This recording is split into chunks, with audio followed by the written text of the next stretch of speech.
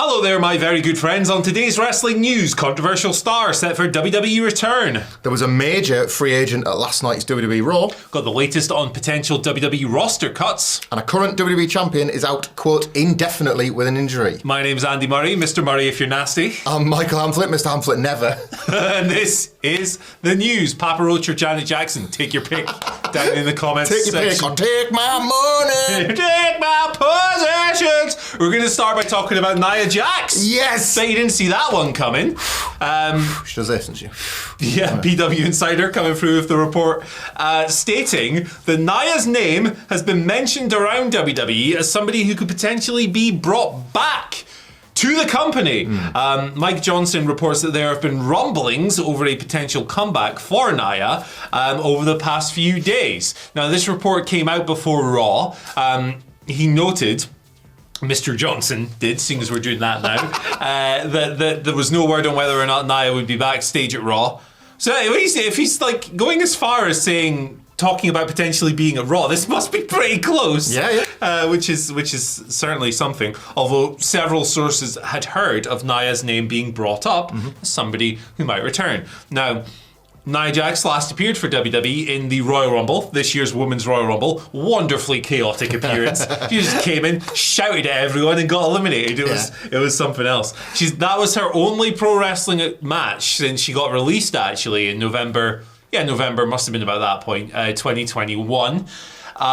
She was lined up for that Offers of Pain at Nottingham NFT show that never ended up. I think she was going to wrestle Lana on which is wild. Like long-term storytelling there, to be fair. Yeah. Like all the table bumps. Oh, of 12 course. weeks of table bumps to set up that big NFT main event. All of that. Was that part of that? I can't even remember. But look, Simon Miller did an interview with Nia over WrestleMania weekend. It's on the YouTube channel. It's really fun.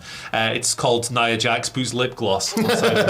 Where Simon's like, hey, what have you got planned? What's going on? And she totally deflects and goes, I'm going to put lipstick on your face. So when I saw that, I was like, she must be up to something. Maybe she's up to something now. I don't honestly know. But there you go. Nia Jax, obviously quite a controversial figure over the years. She was always really strongly pushed when she was in WWE. Former Raw Women's Champion, former Tag Team Champion. What do you reckon of all this? I'm not interested.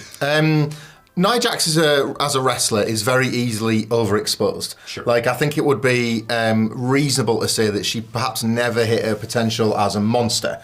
But in NXT, the original run, they did as much as they possibly could to hide the negatives and extenuate the positives.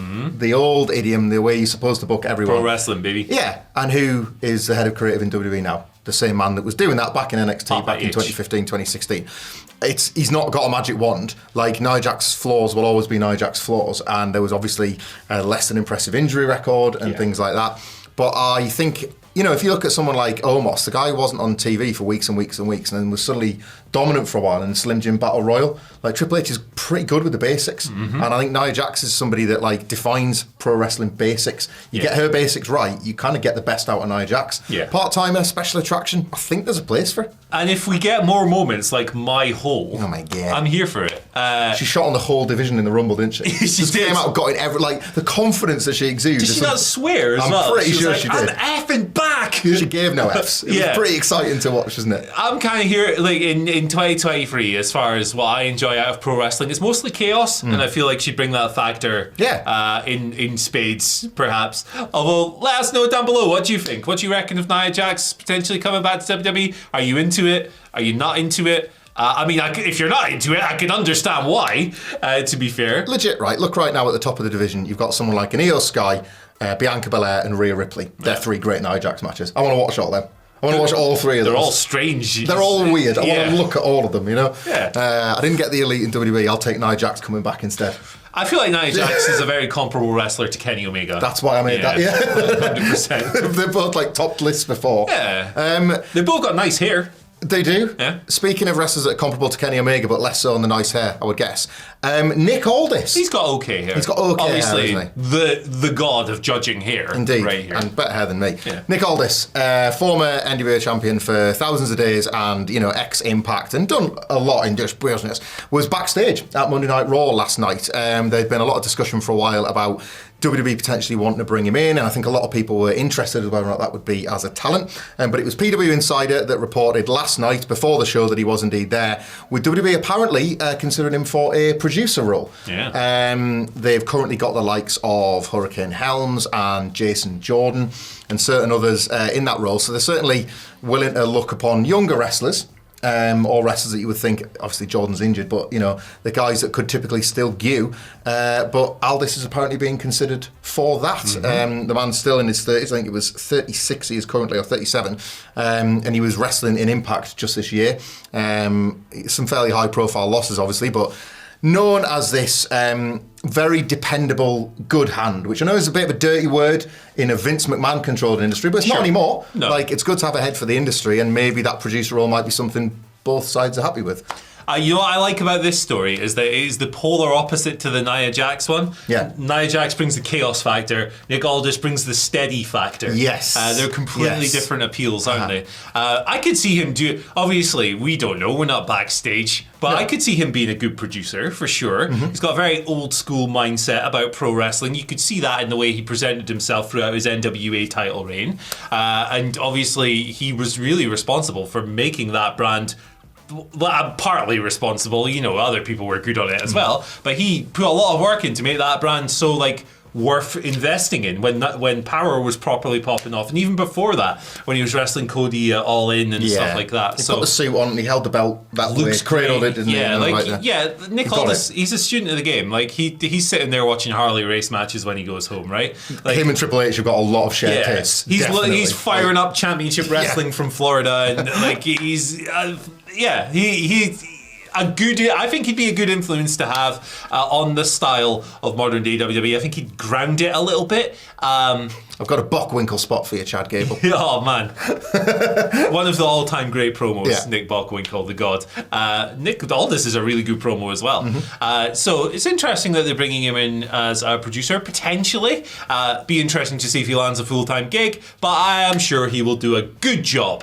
And you know what? You would be doing a good job if you slap that subscribe button. WWE have been very kind to the Aldis James household, of course, because at last year's Rumble we got Hardcore Country. So those two could do all right in gaming that system together, I think. Yeah, I totally agree. Let us know what you think of Hardcore Country in the comments section below. Please do, because we love it. And Papa Roach. Right, let's move on. Talk about potential WWE roster releases. Don't seem to be happening. This is good, obviously. This is more of a rumor than anything else. It's been swirling a little bit since Endeavor took over, or the Endeavor takeover was announced, which was in April. Since then, it's been to be fair, Nick Khan made a comment where he was like, we're going to make budget cuts. Yeah. Something along those lines. And Endeavor have done that when they've bought the UFC. They got rid of people like Randy Couture, legacy contracts. He was working a broadcaster's role or whatever. They just went, no, Randy Couture, sentimentality out the building.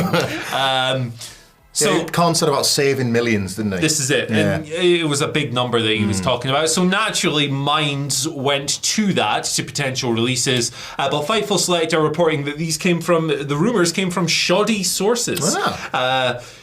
They spoke to several people backstage within WWE, staff and on-air talent, and those personnel had not heard anything about roster cuts. It's noted as well that even after the rumours emerged, there wasn't really a lot of discussion about it backstage, which to me suggests that it's something that they aren't particularly worried about, which is good, because for a couple of years there, it felt like we had a dozen people losing their jobs every week. Yeah. It's look, I think there's some nuanced conversations to be had about the right times that people should come and go from wrestling companies. That said, and I do think that there's definitely a place now with AEW existing that wrestlers being able to move between and get better deals for themselves is something that can be the benefit, don't like that word, of a release. Sure. Wrestlers can start again and you only need to look at a Matt Cardona or something. In having the second life on the indies and making money that he's far happier to make than he ever was in the WWE system. All that said, the morale must have been soul crushing. Like years and years and years of these mass release cycles, you say, because we're not talking 5 guys, it was 20, 30 at a time. Dozens, multiple times a year. Yeah. Like, what a horrible feeling that must have been to have the axe feeling like it was hanging over you all year round, especially if you're struggling to get on television but want to. Like, a lot of wrestlers that aren't getting TV time are probably desperate to get it. But to imagine having that, plus the stress of, if I don't get this TV time, I'm going to lose my job, must have been a miserable working environment. So the lack of cuts now will hopefully ease that pressure, and with less pressure there's a bit more creativity can flourish and freedom of expression can flourish, and I don't know, it strikes me as a nicer place to work if you've not got that stress hanging over you. Yeah, it's sort of Damocles all the time. And also, like, the past couple of years we had the pandemic and all of that stuff, so it was like, not only are you losing your job, you're doing so when wrestling is kind of shut down, and you've just been let go by the most profitable period in the biggest company's history as well. So yeah, it was crap for a while. Hope there's no more releases coming, certainly. There we go. Natural flow of contracts is a nice way for this to work. AEW let contracts like get seen out and then get released, and that's one thing. I think that's a nicer way for the industry to operate. Much better. Yeah. Then your obligations have been fulfilled. Exactly, yeah.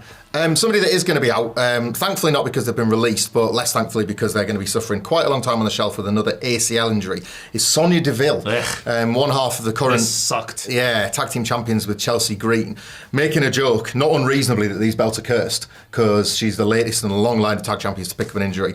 It was TMZ that had the story on Monday that she'd suffered this ACL injury, and then Sonya Deville came through with a message thanking, obviously, people on Twitter and other social media outlets for all the nice comments and all the sharing of support, but she did indeed confirm the news. She's going in for surgery today, which is Tuesday, and as of press time, it's going to be, quote, indefinitely that she's going to be out for. We'll probably get more of an update on that over the next few days as the doctors give a prognosis and whatnot. But these ACL injuries do take people out for 6 months to a year minimum, typically. Like, the belts will have to change hands, or Chelsea will have to find a new partner or whatever. And obviously, just for Sonya Deville, it's another huge setback at another really difficult time. Not to conflate the two, but if you remember, she was in the midst of that massive push with Mandy Rose when that terrible home invasion thing occurred, so she took some time off. It's been like a long road back. She's won her first title and then weeks later suffers this injury. It was in the match with Charlotte Flair and Bianca Belair on last week's SmackDown.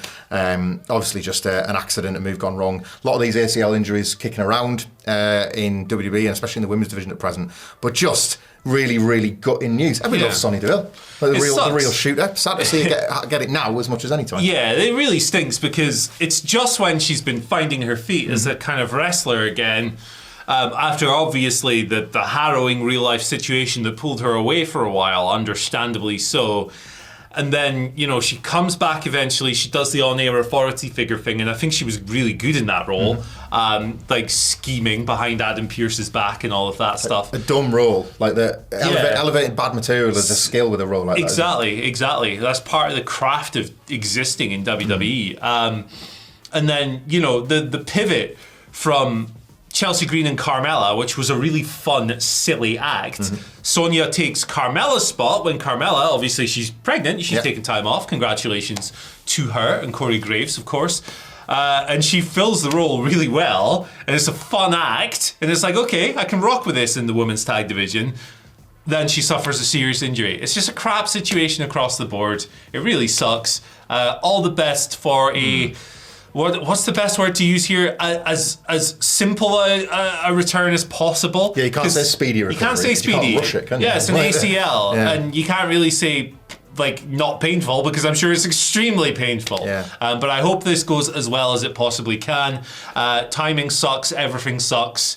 You know what doesn't suck? Twitter questions. Let's get to those. Sometimes they kind of suck. Yeah, the nasty ones aren't very good. Well, the nasty ones are kind of funny, let's be honest. The first one from X today comes from Aiden, who asks, should Cody beat Seth for the belt and then immediately get Priest cashing in and beating him? I love Cody, but that would be hilarious and also heartbreaking. It would be hilarious. It'd be more heartbreaking. Yeah. I like that Cody and Seth have got this push and pull on television, but ironically it's to do with Cody not wanting Seth's belt. Yeah. Seth sees it as a mark of disrespect. Why don't you want my belt? And Cody doesn't want to say, because it's a trinket, mate, I want the proper one. Because it's pish. But Seth should defend his belt's honour, right? So I do like that tension between the two. I also love Priest with the briefcase. I think that's creating really cool drama on Raw at the moment. I just don't like Cody challenging for it. I think somehow they are walking the tightrope of Cody not wanting that but not burying it. I think only Cody can do it. I don't think there's many talents that could manage that very delicate thing they've asked him to do. He just shouldn't ever win that belt. Like, I've got a pasty bet on with Sidgwick about this. He thinks he's going to win that belt before the proper one. So I think he is too. Not just for a pasty. I need this to go Cody's way. But I think they're somehow juggling it, and I hope they continue to. I think he's going to win it at some point. No. I don't know if Priest is going to cash in on him just yet. But that would be a way to give Cody an out rather than taking a concrete loss. But I don't know. I get the vibe he's going to win this, and then he's going to lose it, and then he's going to win the big boy at XL. That being said, Roman apparently is the guy deciding when he's going to drop the belt. Might he get to WrestleMania next year and go, hey, I'm not jobbing out to Cody? I don't know. Who knows? Who the heck knows? I'm stressed about this. It shows that I care again, but I'm really stressed about this. It's freak stuff. But yeah, good question there. I do think Cody's going to win the belt. Priest might cash in on him as well. Gremlin has been on. Hello, Gremlin. At the Gremlinio. Fair play. Very nice. Morning, you leg end. That's rude. Chad Gable mega push incoming. Crowd noise gets bigger every week, and that suplex is money. But how would you book him? I would have him lose a very gutsy and very memorable match to Gunther. I know that sounds a bit route one, and obviously as of last night, he's got this title shot, presumably at Payback. It's going to be a ripper. It's going to be fantastic.